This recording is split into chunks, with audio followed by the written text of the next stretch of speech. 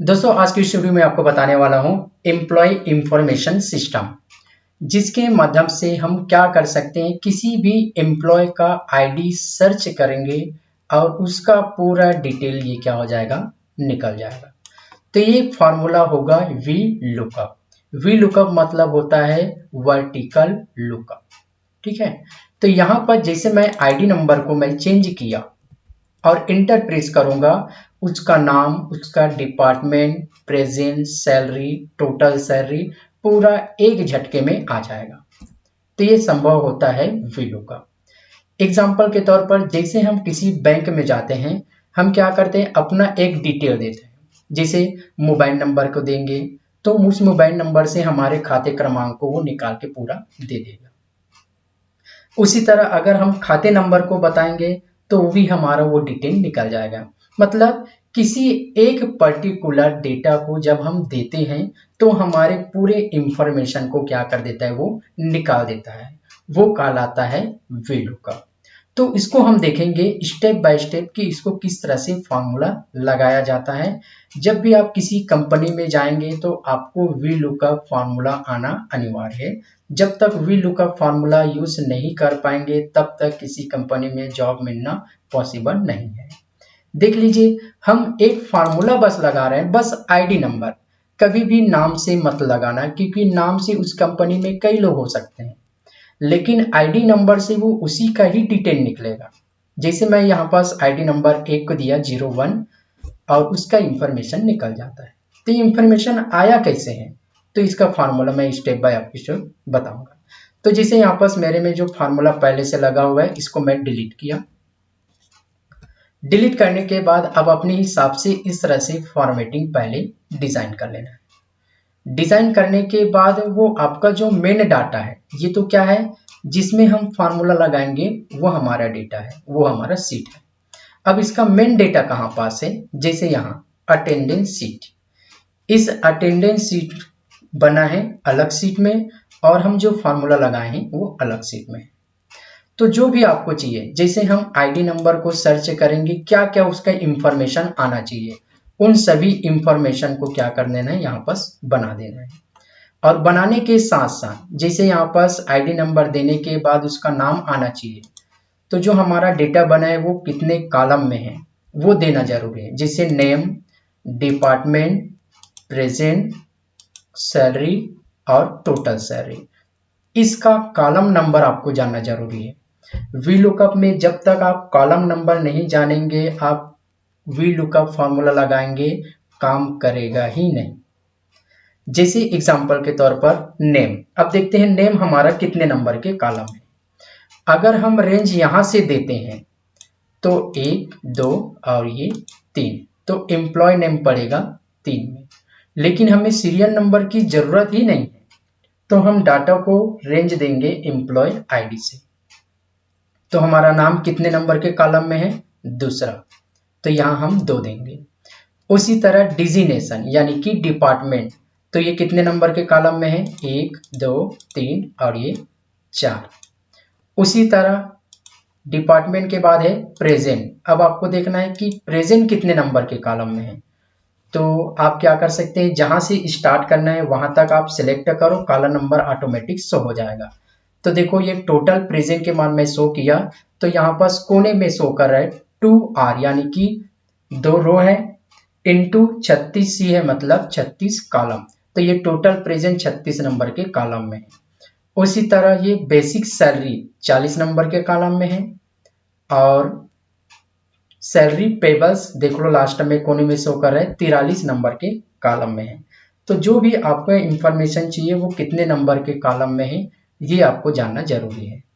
और साथ में हम क्या कर देंगे, बार बार इस सीट में आके उसका रेंज तो सिलेक्ट नहीं कर पाएंगे, तो उस रेंज का आप क्या कर सकते हैं, एक नाम दे सकते हैं।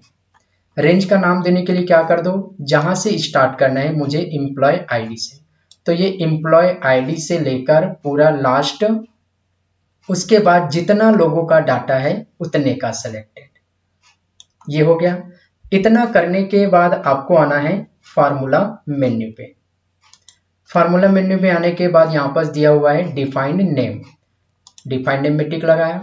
यहाँ पास है नेम, तो एम्प्लॉय आईडी, तो एम्प्लॉय आईडी जरूरी नहीं है, हमारा जो डाटा जैसे टाइप से है वैसे हम देंगे।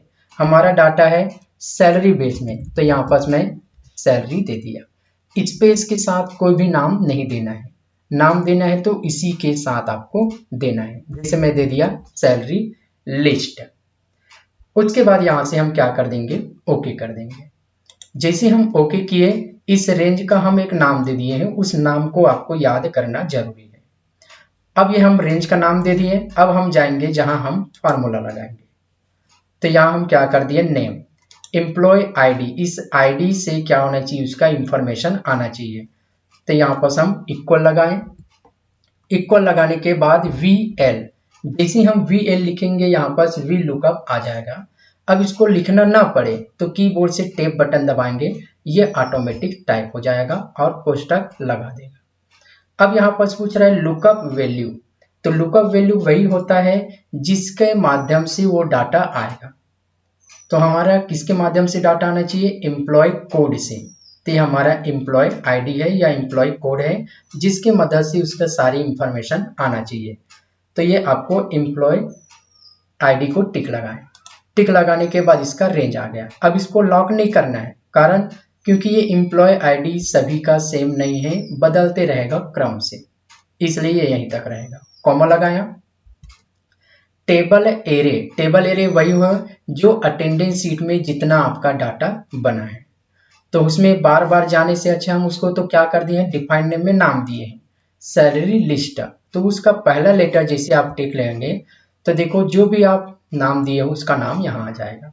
मैं नाम दिया हूँ सैलरी लिस्ट, तो इसको मैं डबल क्लिक करूंगा, कॉमा लगाया। कॉमा लगाने के बाद है common column index number. Column index number मतलब ये नेम कितने नंबर के कॉलम में था, दूसरा नंबर। अगर आपको पता नहीं है तो यहाँ पास अटेंडेंस शीट में जाओ और देख लो, यहाँ से मैं डाटा सिलेक्टेड किया हूँ तो ये पहला बनेगा, इसको काउंट नहीं करेगा, याद रखना। तो ये पहला और ये का एम्प्लॉय नेम कितने में है, दूसरा। तो यहाँ से मैं क्या करूँगा, 2। अब जब उस सीट को टिक लगाते हैं तो यहाँ पास कुछ डेटा ऑटोमेटिक यहाँ पास आ जाता है, तो इसको आप डिलीट कर दीजिए। तो कॉलम इंडेक्स नंबर 2, फिर कॉमा लगाएं। उसके बाद है ट्रू और फॉल्स है। ट्रू मतलब सत्य और फॉल्स मतलब असत्य।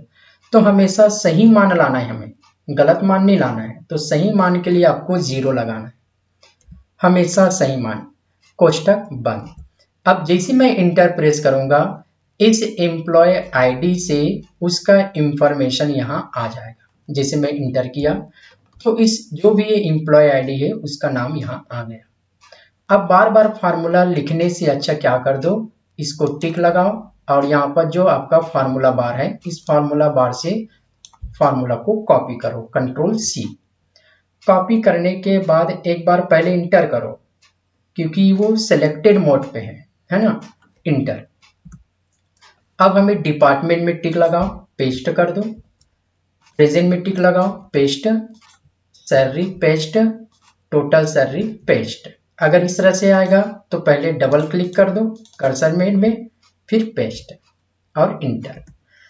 अब फार्मूला में सेम आया, सेम इसलिए आया क्योंकि सबका कॉलम नंबर 2 है, तो 2 के हिसाब से ही आएगा।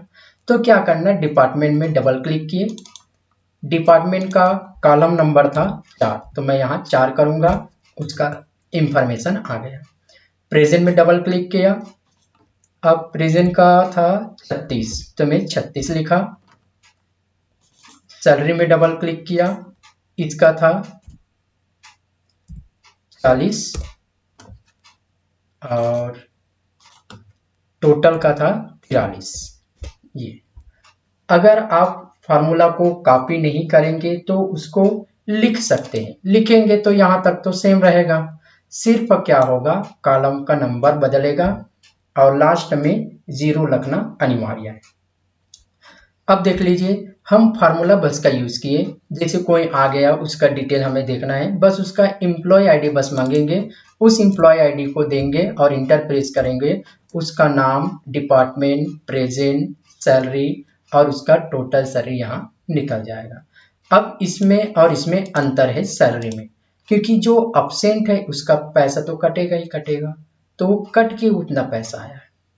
तो देख लीजिए, बहुत ही इजी तरीके से आप वी लुकअप फार्मूला का यूज करके आप उसका इंफॉर्मेशन निकाल सकते हैं। अगर आप वी लुकअप का इस्तेमाल नहीं किए हो तो आपको स्क्रॉल से बार बार नीचे आना पड़ेगा। तो कोई कंपनी में जा रहा है तो काम ऐसा करो जो आपका इमेज बढ़ सके। तो आपको वी लुकअप फार्मूला आना चाहिए। इस वीडियो को आप हर एक के पास पहुंचाइए जो हर कंपनी में जो काम करने वाला है और जो काम करना चाहते हैं। इसको 1 बार 2 बार 3 बार जितने बार यूज करो जब तक आपको समझ नहीं आएगा तब तक। तो दोस्तों, वीडियो अच्छा लगा हो तो लाइक शेयर और सब्सक्राइब जरूर कीजिए।